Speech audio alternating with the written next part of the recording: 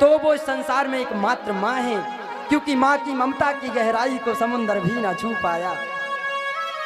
माँ के हृदय की गहराई इतनी बड़ी होती है कि समुद्र की थाएं तो एक बार मिल जाएगी, लेकिन माँ की ममता की गहराई इतनी बड़ी है ना कि वो आपको कभी मिल नहीं सकती, आपको कभी छू नहीं पाएगी। हम लोग कहते हैं माता पिता का कर्ज, अरे भगवान का तो छोड़ो, माता पिता का कर्ज जिसने चुका दिया तो समझ लेना संसार में उससे बड़ा कोई भक्त नहीं है। माता पिता कितना उपकार हम पर करते हैं। एक बेटे ने कहा, एक बेटे से किसी ने कहा माँ का कर्ज कोई संसार में नहीं चुका सकता।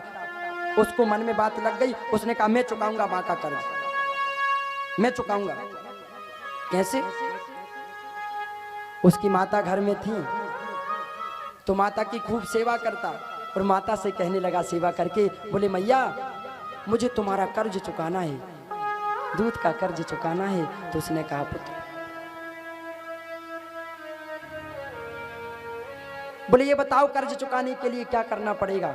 माता ने कहा कुछ नहीं, एक काम करो, तुम एक रात्रि मेरे पास सो जाओ, एक रात्रि। उसने कहा अच्छा, एक रात्रि में सोने से अगर कर्ज चुकता है तो मैं चुकाने के लिए तैयार हूं। सब लोग यहां देखेंगे, अगर एक रात्रि माँ के पास सोने से मेरी कर्ज चुकता है तो मैं सो जाता।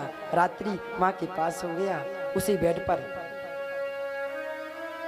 सो गया तो माता ने जगाया, बोले पुत्र मुझे प्यास लगी है, पानी ले आया।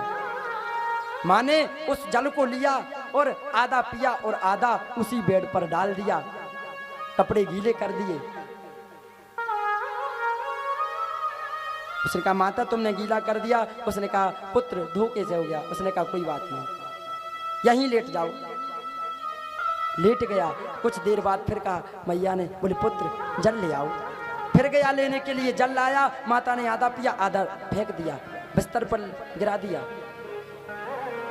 उसने कहा अरे माता तुमको पीना हो तो पियो, ये क्या नाटक कर रही हो तुम, जल क्यों गिरा रही हो बार बार?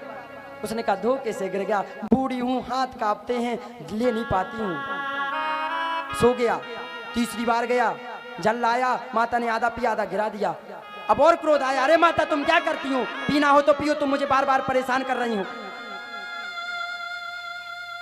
अब अगर तुमने मुझसे परेशान किया, मुझसे जल मांगा तो मुझसे बुरा कोई नहीं होगा, ध्यान रखना। मैया ने कहा पुत्र नाराज मत। कुछ देर हुई, सो गया, फिर जगाया, जल लाओ। अब इस बार कहने लगा देखो मैं जल लेने जाऊंगा नहीं, और अगर जाऊंगा और अगर तुमने गिरा दिया तो ध्यान रखना, फिर बहुत बुरा होगा। हाँ।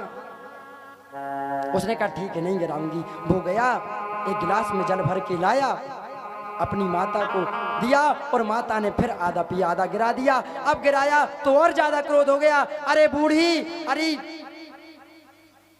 सट हो गई है, तुझे अक्ल नहीं है, ना जाने किसने तुझे मेरी माँ बना दिया, चल भाग यहाँ से, मुझे कुछ सेवा नहीं करनी।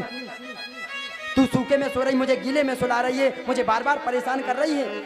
तो उसकी माता ने कहा चुक गया कर्ज, यही तेरा कर्ज है, भूल गया तू जब छोटा था तो रोज बिस्तरों पर गीला करता था, तो मैं तुझे सूखे में सुलाती थी, खुद गीले में सोती। तुझे अगर आधी रात में प्यास लगती तो मैं 100 काम छोड़ करके अपनी नींदों को त्याग करके तुझे एक स्तनपान कराती, जल पिलाती। जब तू छोटा था तो तुझे भूख लगती थी तो आधी रात में तू रोता था, तो मैं अपनी नींदों को त्याग करके तुझे स्तनपान कराती थी, भूल गया तू? तूने तो मुझे कई सालों तक गीले में सुलाया, और आज एक रात्रि की बारी आई, तू तो गीले बिस्तरों पर नहीं सो सकता। चला ही माँ को कर्ज चुकाने के लिए। बंधु को ध्यान रखना, संसार में हम सब का कर्ज चुका सकते हैं, लेकिन माता पिता का कर्ज नहीं चुका सकते। जिस माता ने गर्भ में हमें 9 माह पाला, इतने कष्टों को सहा, और कहते हैं गर्भवास समम दुखम ना भूतो ना भविष्यति। शास्त्र कहता है जब जिस व्यक्ति को 1000 बिच्छू एक साथ डंक मारे उतना दर्द देता है, उससे कई गुना ज्यादा दर्द जब माता एक प्रसव करती है, एक शिशु को जन्म देती है, तब दर्द होता है। इतना दर्द सह करके वो माता आपको जन्म देती है, और आप उस माता के साथ क्या करते हैं?